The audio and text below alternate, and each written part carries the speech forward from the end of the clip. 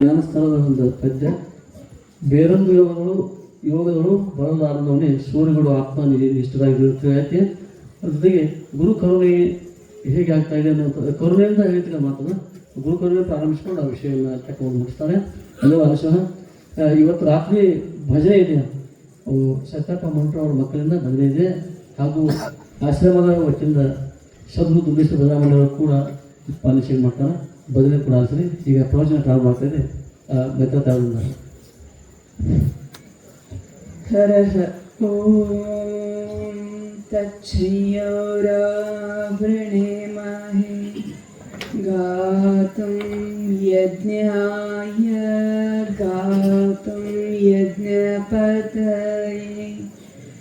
ದೈವೀ ಸ್ವಸ್ತಿರಸ್ತೋ ನಃ ಸ್ವಸ್ತಿರ್ಮಾನುಷೇಭ್ಯಃ ಊರ್ಧ್ವಂ ಜಿಗಾತು ಭೇಷಜಂ ಶನ್ನೋ ಅಸ್ತು ದ್ವಿಪದೇ ಶಂಚತುಷ್ಪದೇ.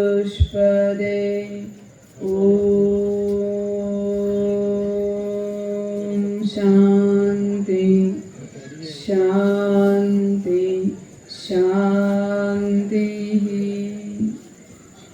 ಪರಮಾರಾಧ್ಯ ಸದ್ಗುರು ಶಿವಾನಂದ ಮಹಾಸ್ವಾಮೀಜಿಯವರ ಚರಣಗಳಿಗೆ ಪುಡಮಟ್ಟು ಮಹಾ ತಪಸ್ವಿಗಳು ಆದಂತಹ ಪರಮ ಪೂಜ್ಯ ಶ್ರೋತ್ರಿಯ ಬ್ರಹ್ಮನಿಷ್ಠರು ಆದಂತಹ ಪೂಜ್ಯ ಶ್ರೀ ಸದ್ಗುರು ಸಿದ್ಧಲಿಂಗೇಶ್ವರ ಮಹಾಸ್ವಾಮೀಜಿಯವರ ಚರಣಗಳಿಗೆ ಪುಡಮಟ್ಟು ಅವರ ಕರಕಮಲ ಸಂಜಾತರಾದಂತಹ ನಮ್ಮ ನಿಮ್ಮೆಲ್ಲರ ಮಾತೃ ಹೃದಯಗಳೂ ಆದಂತಹ ಪೂಜ್ಯ ಅಪ್ಪಾಜಿಯವರ ಚರಣಗಳಿಗೆ ಪುಡಮಟ್ಟು ಇವತ್ತಿನ ಈ ವೇದಿಕೆಗೆ ಯಾವ ಜೋಡಕುರಳಿಯಿಂದ ಆಗಮಿಸಿದಂಥ ಬಹಳಷ್ಟು ಆತ್ಮೀಯರು ಆಗಿರುವಂತಹ ಸದ್ವಿನಯಗಳೂ ಆಗಿರುವಂತಹ ನಮ್ಮ ಜೋಡಕುರಳಿಯಿಂದ ಆಗಮಿಸಿದಂತಹ ಪೂಜ್ಯರಿಗೂ ಅವರ ಚರಣಗಳಿಗೆ ಪುಡಮಟ್ಟು, ಅದರೊಂದಿಗೆ ಹುಬ್ಬಳ್ಳಿಯಿಂದ ಆಗಮಿಸಿದಂತಹ ಪೂಜ್ಯರಿಗೂ ಶರಣೆನ್ನುತ್ತಾ ಎನ್ನ ಗುರುಮಾತೆಯವರ ಚರಣಗಳಿಗೆ ಭಕ್ತಿಯ ನಮನಗಳನ್ನು ಸಲ್ಲಿಸುತ್ತಾ ಪ್ರಭು ಅಣ್ಣವರಿಗೂ ಹಾಗೂ ಹನುಮಂತನವರಿಗೂ ಶರಣೆನ್ನುತ್ತಾ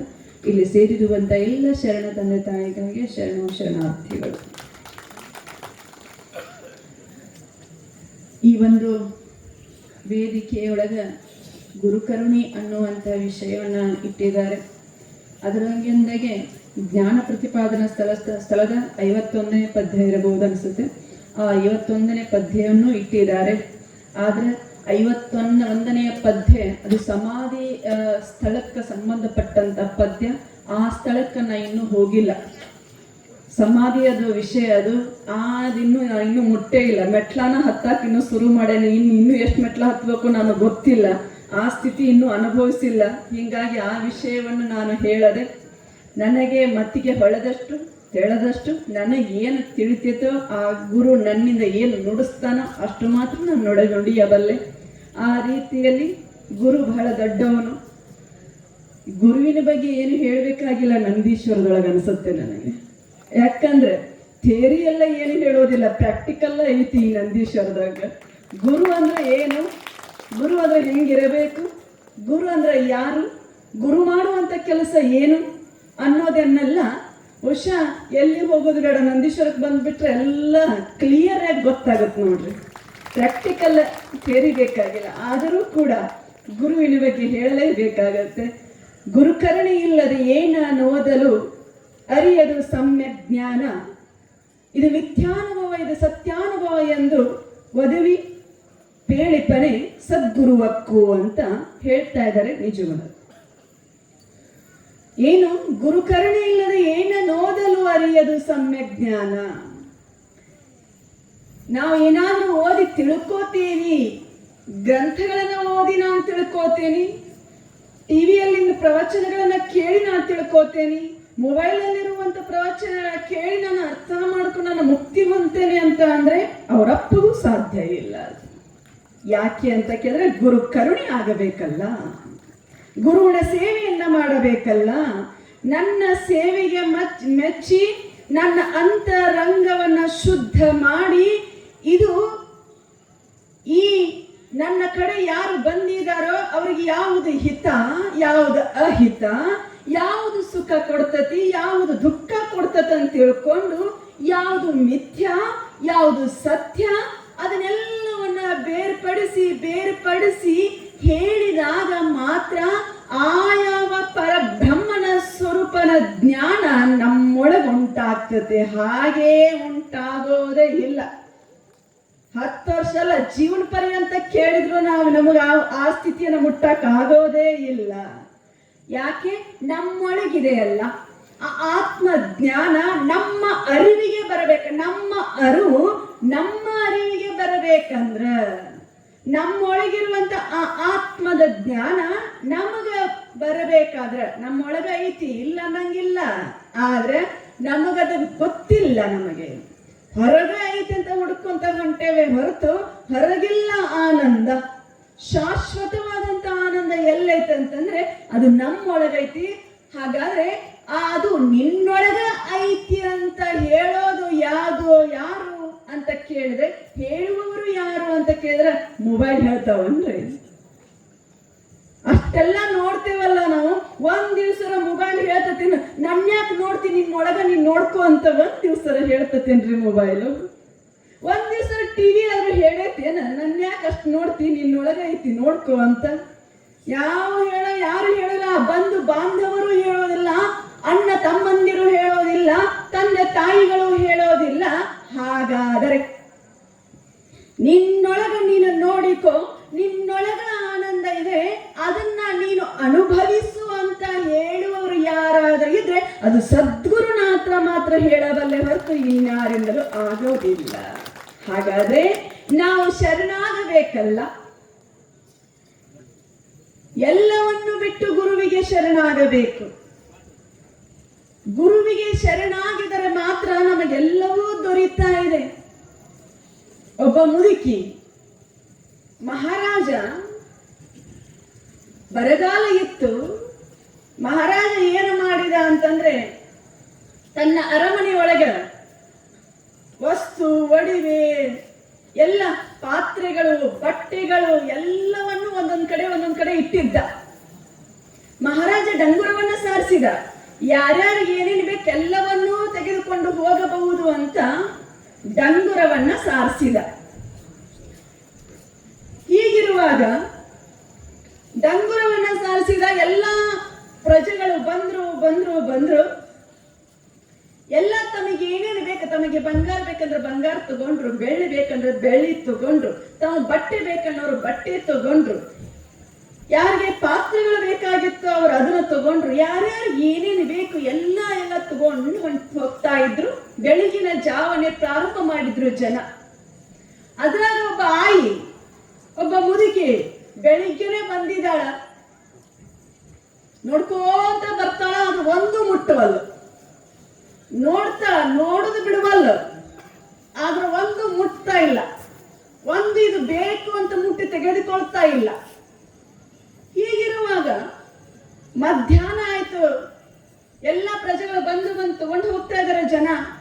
ಆದ್ರೆ ಈ ಮುದುಕಿ ಮಾತ್ರ ಏನೂ ಮುಟ್ಟುತ್ತಾ ಇಲ್ಲ. ಹೀಗ ಬಂದು ಮಧ್ಯಾಹ್ನ ಸಮಯ ಹೋಯ್ತು, ಸಾಯಂಕಾಲ ಸಮಯ ಬಂತು. ಆದ್ರೆ ನೋಡುದು ಇನ್ನು ಬಿಡ್ತಾನೆ ಇಲ್ಲ ಈ ಮುದುಕಿ. ಮಹಾರಾಜ ಸಿಂಹಾಸನ ಮೇಲೆ ಕುತ್ಕೊಂಡಿದ್ದಾನೆ. ನೋಡ್ತಾ ಇದ್ದಾನೆ ಯಾರ್ಯಾರು ಏನೇನ್ ತಗೊಂಡು ಹೊಂಟಾರ ಅಂತ ಎಲ್ಲ ನೋಡ್ಕೋತ ಕುಂತಾನ. ಈ ಆಯಿ ಮಾತ್ರ ಏನೂ ಮುಟ್ತಾ ಇಲ್ಲ. ಹಿಂಗ ನೋಡ್ಕೋತ ಬಂದು ಬರುವಾಗ ಮಹಾರಾಜ ಅಂತಾನ, ಈ ಮುದುಕಿ ನೋಡಿದ್ರೆ ಬೆಳಗಿನ ಜಾವನ ಬಂದಾಳ, ಆದ್ರೆ ಒಂದು ಸಾಮಾನು ಮುಟ್ತಾ ಇಲ್ಲ, ನೋಡೋದು ಮಾತ್ರ ಬಿಡುತ್ತಾ ಇಲ್ಲ. ಎಲ್ಲ ನೋಡ್ಕೋತನ ಬರತ್ತಾಳ, ಒಂದನ್ನು ಮುಟ್ಟವಲ್ಲು. ಏನ್ರ ಬೇಕಿಕ್ಕಿಗೆ? ಇಲ್ಲೆಷ್ಟೆಲ್ಲ ವಸ್ತುಗಳು ಏನೇನು ಬೇಕು ಎಲ್ಲ ಅದಾವ, ಆದ್ರೂ ಒಂದು ಸಾಮಾನು ತಗೊಂಡಿಲ್ಲ. ಯಾವತ್ತಾತು ನೋಡ್ಕೋತ ಬರತ್ತಾಳ ಅಂತ ತಿಳ್ಕೊಂಡು ಮಹಾರಾಜ ಅನ್ಕೊಂತ ಕುಂತಿದ್ದ. ಸಾಯಂಕಾಲ ಆಯ್ತು. ಆ ಮುದುಕಿ ಬಂದು ನೋಡ್ಕೋತ ಬಂದು ಸಿಂಹಾಸನ ಪಕ್ಕಕ್ಕೆ ನಿಂತ್ಲು. ಸಿಂಹಾಸನದ ಪಕ್ಕಕ್ಕೆ ನಿಂತ್ಲು. ಮಹಾರಾಜ ಅಂದ, ಅಲ್ವಾ ನೀ ಬೆಳಿಗ್ಗೆನೆ ಬಂದೀಯ, ಏನು ತಗೊಂಡಿಲ್ಲ, ಇಷ್ಟೆಲ್ಲ ವಸ್ತುಗಳದವ ಆದ್ರೂ ನೀನು ಮುಟ್ತಾ ಇಲ್ಲ, ತಗೊಂಡಿಲ್ಲ, ಏನಾದ್ರೂ ಬೇಕು ನಿನಗೆ ಹೇಳು ಅಂತ ಕೇಳಿದಾಗ ಏನು ಮಾಡಿದ್ಲು ಮುದುಕಿ ಅಂತ ಕೇಳಿದ್ರೆ ಬೆಳಗಿನ ಜಾವಣೆ ಪ್ರಾರಂಭ ಮಾಡಿದಾಳೆ, ನೋಡ್ಕೋಂತ ಬಂದು ಸಿಂಹಾಸನವನ್ನ ಮುಟ್ಟಿಬಿಟ್ಲು ನೋಡ್ರಿ. ಅಲ್ಲ, ಸಿಂಹಾಸನವನ್ನ ಯಾವಾಗ ಮುಟ್ಟಿದ್ಲು ಮಹಾರಾಜ ಅಂದ, ಇದನ್ನ ಯಾಕೆ ಮುಟ್ಟಿದಿವ ಅಂತಂದ. ಅವಾಗ ಮುದುಕಿ ಹೇಳಿದ್ಲು, ಮಹಾರಾಜ್ ಇದನ್ನ ಮುಟ್ಟಿದ್ರೆ ಇಲ್ಲೇನೈತೆ ಎಲ್ಲ ನಂದ ಅನ್ಲಕ್ಕಿ. ಯಾಕ ಸಿಂಹಾಸನ ನಂದ ಆದ್ಮೇಲೆ ಎಲ್ಲ ನಂದಲ್ಲ ಅನ್ಲಕ್ಕಿ. ಹೇಗೋ ಸಿಂಹಾಸನವನ್ನ ಮುಟ್ಟಿ ಬಿಟ್ಲು. ಅವಾಗ ಮಹಾರಾಜ ಅಂದ, ಬೆರಿಕೈತಿ ಮುದುಕಿ ಅಂದ. ಯಾಕ ಮಹಾರಾಜನೇ ಸಿಂಹಾಸನ ನನ್ನದಂದ ಮೇಲೆ ಮಹಾರಾಜನು ನನ್ನ ನಕ್ಕನ, ಇಲ್ಲಿರುವಂತ ಎಲ್ಲ ಸಂಪತ್ತು ನನ್ನದಾಯ್ತಲ್ಲ ಅಂತ ಖುಷಿ ಪಡ್ತಾ ಇದ್ದಾಳೆ ಮುದುಕಿ. ಹೇಗೋ ಹಾಗೆ ಗುರುವಿನ ಪಾದವನ್ನ ಹಿಡಿದ್ರೆ ಸಾಕು, ಏನು ಕಮ್ಮಿ ನಮಗ ಐಶ್ವರ್ಯ ಅನ್ನೋದು. ಯಾವುದು ಬೇಕು ಸಂಪತ್ತು? ಮೋಕ್ಷ ಸಂಪತ್ತು ಬೇಕಾ? ಬಾಹ್ಯ ಸಂಪತ್ತು ಬೇಕಾ? ಯಾವ ಸಂಪತ್ತು ಬೇಕೋ ಅದೆಲ್ಲವೂ ಕೂಡ ಗುರುವಿನ ಪಾದವನ್ನು ಹಿಡಿದ್ರೆ ಸಾಕು, ಎಲ್ಲ ನಮ್ಮ ಕಡೆನ ಬರ್ತಾವ. ನಾವು ಬೆನ್ನ ಹತ್ತಿ ಹೋಗೋದೇ ಬೇಕಾಗಿಲ್ಲ. ನಮಗ ಅಲ್ಲಿ ಸಿಗತತಿ ಇಲ್ಲಿ ಸಿಗತತಿ ಅನ್ನುವಂತ ಬೆನ್ನ ಹತ್ತಿ ಹೋಗೋದು ಬೇಕಾಗಿಲ್ಲ. ಎಲ್ಲೋ ಇರುವುದನ್ನು ನಮಗೆ ಇಲ್ಲಿ ಕುಂತ್ಕೊಂಡು ಕೊಡುವಂತ ಸಾಮರ್ಥ್ಯ ಎಲ್ಲಿದೆ ಅಂತ ಕೇಳಿದ್ರೆ ಗುರುವಿನ ಪಾದವನ್ನ ಹಿಡಿದ್ರೆ ಸಾಕು, ಎಲ್ಲಿದ್ದದ್ದು ನಮ್ಮಲ್ಲಿ ಬಂದು ಬೀಳುತ್ತಾ ಇದೆ. ಅಂತಹ ಸದ್ಗುರುವಿನ ಪಾದವನ್ನ ಶರಣಾಗತರಾಗಬೇಕು. ಗುರುವಿನಲ್ಲಿ ನಾವು ಇವತ್ತು ಲೌಕಿಕ ವಸ್ತುಗಳು ಬೇಕಂದ್ರೂ ಕೊಡ್ತಾ ಇದ್ದಾರೆ, ಇಹದ ಐಶ್ವರ್ಯ ಬೇಕಂದ್ರೂ ಕೊಡ್ತಾರ, ಪರದ ಐಶ್ವರ್ಯ ಬೇಕಂದ್ರೂ ಕೊಡ್ತಾರೆ. ಈ ಹುಟ್ಟು ಸಾವುಗಳಿಂದ ಮುಕ್ತಿಯನ್ನ ಪಡೆಯುವಂತಹದನ್ನು ನಮಗೆ ನೀಡ್ತಾ ಇದ್ದಾರೆ. ಯಾರು ಅವರ ಬಳಿ ಹೋಗ್ತಾ ಇದ್ದಾರೋ, ಗುರುವಿನ ಬಳಿ ಯಾರು ಹೋಗ್ತಾ ಇದ್ದಾರೋ ಅವರಿಗೆ ಯಾವುದು ಬೇಕು, ನಾನು ಯಾವುದನ್ನ ಕೊಡಬೇಕು ಅಂತ ತಿಳ್ಕೊಂಡು ಸದ್ಗುರುನಾಥರಿಗೆ ಮಾತ್ರ ಗೊತ್ತಿರ್ತತಿ ಇವ್ರಿಗೆ ಎಂಥದೇ ನಾನು ಕೊಡಬೇಕು ಅಂತ. ಮೊದಲಕ್ಕೆ ನಾವೇನ್ ಬೇಡ್ತೇವೆ ಹೋದ ತಕ್ಷಣ ಅಂತಂದ್ರೆ, ಯಪ್ಪ ನನ್ನ ಮುಕ್ತಿ ಕೊಡು ಅಂತ ಕೇಳ್ಕೊತೇವೇನ್ರಿ? ಗುರುಗಳ ಬಳಿ ಹೋಗ್ತೇವೆ, ಯಪ್ಪ ನಂಗೆ ಸಾಕಾಗೈತಿ, ಹುಟ್ಟು ಸಾವಿನಿಂದ ಬಂಧನದಿಂದ ಮುಕ್ತಿಯನ್ನ ಕೊಡುವಂತ ಒಬ್ಬರನ್ನ ಕೇಳೇವೇನ್ರಿ? ಕೇಳೋದಿಲ್ರಿ. ಯಪ್ಪ ಮತ್ತ ಮನಿ ಕಟ್ಟಕ್ಕಾಗೋಲ್ಲ, ಹಿಂಗಾಗೈತಿ ಸಮಸ್ಯೆ, ಮತ್ತ ಮಕ್ಕಳಾಗಿಲ್ಲಪ್ಪ, ಮತ್ತ ಗಂಡು ಮಕ್ಕಳ ಆಗ್ಯಾವಪ್ಪ, ಅಲ್ಲ ಹೆಣ್ಣು ಮಕ್ಕಳ ಆಗ್ಯಾವಪ್ಪ, ಎಲ್ಲ ಹೊರಗೆ ದೀಪ ಹಚ್ಚುವಾಗ್ಯಾವಪ್ಪ. ಅದಕ್ಕ ಅಪ್ಪವರ ಮತ್ತ ಮನಿಗೆ ಒಂದು ದೀಪ ಹಚ್ಚೋದು ಆಗಿಲ್ರಿ. ಅವ್ ಮನಿಗೆ ದೀಪ ಹಚ್ತಾವ, ಉರಿ ಹಚ್ತಾವ, ಯಾರಿಗ ಗೊತ್ತಾ? ಆಮೇಲೆ ಮನಿಗೆ ದೀಪ ಹಚ್ಬೇಕಂತ ಬರೀ ಹೆಣ್ಣು ಮಕ್ಕಳಾದವ್ರಿಗೆ ಗಂಡು ಮಕ್ಕಳು ಬೇಕು ಅಂತ. ಈ ಹೊರಗಿನ ಸಂಪತ್ತನ್ನೇ ನಾವೆಲ್ಲ ಕೇಳ್ಕೊಳ್ತಾ ಇದ್ದೇವೆ. ಆದ್ರೆ ಸದ್ಗುರುನಾಥ ಬಹಳಷ್ಟು ಜಾಣ. ಏನು ಅಂತಂದ್ರೆ ನಾವೇನು ಬಿಡ್ತೇವಲ್ಲ, ಬೇಡ್ತೇವಲ್ಲ ಅದನ್ನೆಲ್ಲ ಕೊಡ್ತಾರೆ. ನಾವು ಮಕ್ಕಳಿಂದ ಮಕ್ಕಳನ್ನ ಕೊಡ್ತಾರೆ, ಮಣಿ ಆಗಿಲ್ಲ ಅಂದ್ರೆ ಮಣಿ ಇದು ಮಾಡ್ತಾರೆ, ಮಣಿ ಆಗುವಂಗ ಮಾಡ್ತಾರೆ. ಏನು ಭೌತಿಕ ವಸ್ತು ಎಲ್ಲವನ್ನೂ ಕೊಡ್ತಾ ಇದ್ದಾರೆ. ಕೊಡ್ತಾರೆ, ಕೊಟ್ಟ ಮೇಲೆ ಏನು ಮಾಡ್ತಾರ ಅಂದ್ರೆ ನಮ್ಮನ್ನ ಈ ಕಡೆ ಕರ್ಕೊಂಡ್ ಬರ್ತಾರೆ. ನಿಧಾನವಾಗಿ ನಿಧಾನವಾಗಿ ಕರ್ಕೊಂಡ್ ಬರ್ತಾರ. ಒಬ್ಬ ಪೊಲೀಸ ಈಗ ತಾಯಿಂದಿರು ನಮ್ಮ ಹೆಣ್ಮಕ್ಳು ಇದ್ದಿರಲ್ಲ, ಈ ಒಬ್ಬೊಬ್ರು ಮನೆಗೆ ಹೋಗ್ಲಿಕ್ಕೆ ಹೋಗ್ಬಿಟ್ರಿ. ಈಗ ಪ್ರಸಾದ ಮಾಡ್ಕೊಂಡು ಹೋಗ್ಬೇಕು. ಪ್ರಸಾದ ಪ್ರಾರಂಭದ ಪ್ರಸಾದ ಮಾಡೋದು ಯಾರು ಮನೆ ಹೋಗ್ಬಿಟ್ರಿ, ಹೆಣ್ಮಕ್ಳಾಯ್ತು ಗಂಡು ಮಕ್ಳಾಯ್ತು. ದಾಸೋಗರು ಪ್ರಸಾದ ಪ್ರಾರಂಭ, ದಾಸೋಗರು ಪ್ರಸಾದ ಪ್ರಾರಂಭ ಮಾಡ್ರಿ, ದಾಸೋಗರು ಪ್ರಸಾದ ಪ್ರಾರಂಭ ಮಾಡ್ರಿ. ಸಮಯ ಈಗ ಯಾರು ಮಾಡ್ಕೊಂಡು ಸಮಾಧಾನ ಹೋಗಿ ಮಾಡಿ ಸ್ಪೀಕರ್ ಕೇಳ್ತದೆ, ಅಲ್ಲಿ ಕೇಳ್ತದೆ ಪ್ರಸಾದ್. ಈಗ ಕುತ್ಕೊಂಡು ನಂತರ ಮಾಡಿರ್ಬೋದು, ಈಗ ಯಾರು ಗಡಿ ಬಿಡ್ತದೆ ಮಾಡ್ಕೊಂಡು ಹೋಗ್ಬೋದು, ಏನು ಸಿಟ್ಟಿಲ್ಲ. ಆಗ ಯಾರು ಹೋಗ್ಬೇಡಿ. ಒಬ್ಬ ಪೊಲೀಸ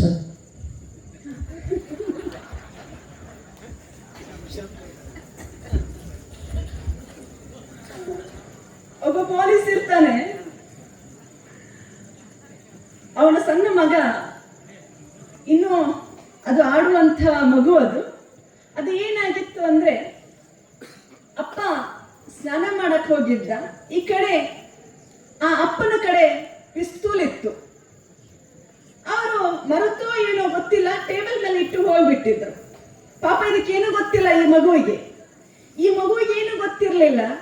ಅವಾಗ ಆ ಹುಡುಗ ಏನು ಮಾಡ್ತಂದ್ರೆ, ಇವ್ರು ಪಿಸ್ತೂಲ್ ಐತಲ್ಲ ತಡಿ ಅಂತ ತಿಳ್ಕೊಂಡು ಆಟ ಆಡಕ್ ತಗೊಂಡು ಹೋಗ್ತದನ್ನ. ಅದು ಆಟ ಆಡಕತ್ತದ್ರ ಜೊತೆ, ಆ ಪಿಸ್ತೂಲಿನ ಜೊತೆ ಆಟ ಆಡಕತ್ತು. ತಂದೆ ಹೊರಗೆ ಬಂದ್ರು, ನೋಡಿದ್ರು, ಆ ಮಗುವನ್ನು ನೋಡಿದ್ರು. ಅಯ್ಯೋ, ಈ ನನ್ನ ಮಗ ಪಿಸ್ತೂಲ್ ತಗೊಂಡಾನಲ್ಲ, ಗೊತ್ತಿಲ್ಲ ಇವನಿಗೆ ಏನು ಅಂತ. ಅದು ಹಾಗಾದ್ರೆ ಅದನ್ನ ತಗೋಬೇಕಲ್ಲ, ವಾಪಸ್ ತಗೋಬೇಕು. ಅಪ್ಪ ಹೇಳಿದ, ನೋಡಪ್ಪ ಆ ಪಿಸ್ತೂಲ್ ಹಂಗೈತು, ಬಹಳ ಸ್ಟ್ರಾಂಗ್ ಆಯ್ತು, ಹಂಗ್ ಮಾಡ್ಬಾರ್ದು, ಕೊಡಪ್ಪ, ಅದು ಆಟ ಆಡುವ ವಸ್ತು. ನಾ ಕೊಡುದಿಲ್ಲ ಅಂದ. ಅವಾಗ ಅಪ್ಪ ಏನು ಮಾಡಿದ ಅಂತಂದ್ರೆ, ಪೊಲೀಸ್ ಆಗಿರುವಂತ ಅಪ್ಪ ಏನು ಮಾಡಿದ ಅಂದ್ರೆ, ಅವನಿಗೆ ಏನ್ ಇಷ್ಟನೋ ಚಾಕ್ಲೇಟು ಕೇಕು ಅದನ್ನ ತಗೊಂಡು ಬಂದು ಮಗನಿಗೆ ಹೇಳಿದ, ನೋಡು ನೀನ್ ತಿನ್ನಕ್ ಏನ್ ತಮ್ಮಂದೆ, ನೋಡಪ್ಪ, ನೋಡು ತಗೋ ಇದನ್ನ ಅಂತ ತಿಳ್ಕೊಂಡು ಏನು ಮಾಡಿದ, ತನ್ನ ಮಗನನ್ನ ಕರೆದು ಇದನ್ನ ಕೊಟ್ಟ. ಏನು ತಗೋ, ಇದು ಬಹಳ ರುಚಿ ಇದೀನಿ ತಗೋ ಅಂತ ತಿಳ್ಕೊಂಡು ಆ ಚಾಕ್ಲೇಟ್ ಅನ್ನ ಅವನ ಕೈಯಾಗ ಕೊಟ್ಟು ನಿಧಾನವಾಗಿ ಆ ಪಿಸ್ತೂಲನ್ನ ಇಸ್ಕೊಂಡ. ಹೇಳುವ ತಾತ್ಪರ್ಯ ಅಂದ್ರೆ, ಸದ್ಗುರುನಾಥ ನಾವು ಬೇಡಿದ್ದನ್ನೆಲ್ಲ ಮದ್ದಕ್ಕೆ ಕೊಡ್ತಾನ. ಕೊಟ್ಟು ಏನು ಮಾಡ್ತಾನ ಸದ್ಗುರುನಾಥ ಅಂತ ಕೇಳಿದ್ರೆ, ಅದನ್ನ ಬಿಡಿಸ್ಬೇಕಲ್ಲ. ಏನು ಈ ಪ್ರಾಪಂಚಿಕದೊಳಗ ನಾವು ನೀವೆಲ್ಲ ಮುಳುಗಿದೇವಲ್ಲ, ಮುಳುಗಿದಾಗ ಸದ್ಗುರುನಾಥ ಏನು ಮಾಡ್ತಾನ, ಸುಮ್ಮನೆ ಕೊಟ್ಟಂಗ್ ಮಾಡ್ತಾನ ಮೊದ್ಲೇಕ. ಆಮೇಲೆ ಉಪದೇಶದಿಂದ, ನೋಡಪ್ಪ ನೀನು ಮಾಡುವುದು ಕೇವಲ ದುಡಿಯೋದಕ್ಕಾಗಿಯೇ ನಿನ್ನ ಬದುಕನ್ನ ಸವಿಸಬೇಡ. ಹೆಂಡಿರು, ಮಕ್ಕಳು, ಮನೆ, ಅದು ಇದು ಅನ್ನೋದಕ್ಕನ ಜೀವನವನ್ನ ಕಳಿಬೇಡಪ್ಪ, ಬಾ ಈ ಕಡೆ ಅಂತ ತಿಳ್ಕೊಂಡು ಸುಮ್ಮನೆ ಕೊಟ್ಟಂಗ ಮಾಡಿ ನಮ್ಮನ್ನ ಎಲ್ಲಿಗೆ ಕರ್ಕೊಂಡು ಹೋಗ್ತಾನ ಅಂದ್ರೆ, ನಿಧಾನವಾಗಿ ಬೋಧನೆಯನ್ನ ಮಾಡ್ತಾ ರುಚಿಯನ್ನ ಹಚ್ಚಾನ. ಮೊದ್ಲೇ ಉಪದೇಶವನ್ನು ಮಾಡಿ ರುಚಿಯನ್ನ ಹಚ್ತಾನ. ನೋಡಿದ್ ಬಹಳ ಚಲೋ ಐತಿ, ಇದನ್ನ ನೋಡ ಅಂತ ಮೊದ್ಲಕ್ಕೆ ಮಾಡ್ತಾನೆ ಗುರುನಾಥ. ಸದ್ಗುರುನಾಥ ಕರುಣೆಯಿಂದ ನಮ್ಮನ್ನ ಕೊನೆಗೆ ಎಲ್ಲಿ ತನಕ ಕರ್ಕೊಂಡು ಹೋಗ್ತಾನೆ ಸದ್ಗುರುನಾಥ ಅಂತಂದ್ರೆ, ಶಾಶ್ವತವಾದಂತಹ ಯಾವುದನ್ನ ಕೇಳಿದ್ರೆ ಇನ್ನೊಂದು ಕೇಳಬೇಕನ್ನಿಸೋದಿಲ್ಲವೋ, ಯಾವ ಆನಂದವನ್ನ ಪಡೆದ್ರೆ ಮತ್ತೊಂದು ಆನಂದ ನಮಗೆ ಬೇಕಾಗಿಲ್ಲವೋ ಅಂತಹ ಪರಮ ಸುಖ, ಅಂತಹ ಪರಬ್ರಹ್ಮನ ಜ್ಞಾನ, ಆತ್ಮ ಜ್ಞಾನದ ಕಡೆ ನಿಮ್ಮನ್ನೆಲ್ಲ ಕರೆದುಕೊಂಡು ಹೋಗುವಂತ ಸದ್ಗುರುನಾಥರು ನಿಮ್ಮನ್ನ ಕರೆದುಕೊಂಡು ಹೋಗ್ತಾ ಇದ್ದಾರೆ. ಅದಕ್ಕೆ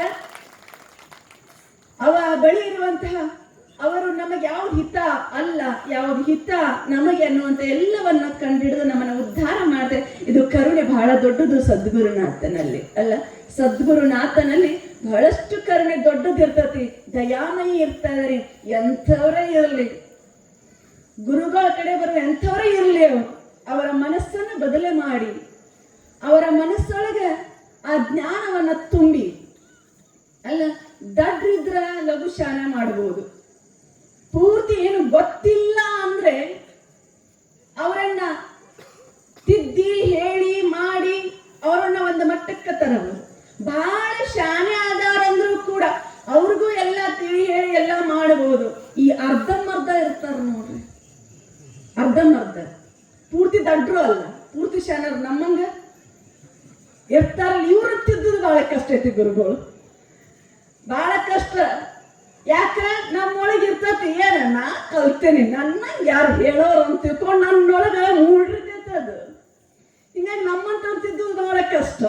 ಯಾಕಂದ್ರೆ ಪೂರ್ತಿ ದಡ್ರು ಅಲ್ಲ, ಪೂರ್ತಿ ಜ್ಞಾನಿಗಳು ಅಲ್ಲ, ಅರ್ಧಂಬರ್ಧ ತಿಳ್ಕೊಂಡು ಬಂದಿರ್ತೇವೆ, ನಮ್ಮನ್ನು ತಿದ್ದುದು ಬಹಳ ಕಷ್ಟ ಆಗತ್ತೆ. ಆದರೂ ಕೂಡ ಸದ್ಗುರುನಾಥನ ಆ ಪ್ರೀತಿ ಬಹಳ ದೊಡ್ಡದಿರ್ತತಿ. ಎಷ್ಟೇ ಹಠ ಮಾಡ್ಲಿ, ಎಷ್ಟೇ ಅವ್ರ ಜೊತೆ ನಾವು ನ್ಯಾಯ ಮಾಡ್ಲಿ, ಏನೇ ಮಾಡಿದ್ರು ಕೂಡ ಸದ್ಗುರುನಾಥ ಮತ್ತೆ ಪ್ರೀತಿಯಿಂದ ಅಪ್ಕೋತಾನ. ಬಾ ನೀ ಹಂಗ ಮಾಡೋದಲ್ಲದು, ಬಾ ಅಂತ ಹೇಳ್ಕೊಂಡು ಮತ್ತೆ ನಮ್ಮನ್ನು ಯಾವ ದಾರಿಗೆ ಹಚ್ಚಬೇಕು ಆ ದಾರಿಗೆ ಹಚ್ತಾ ಇದ್ದಾರೆ.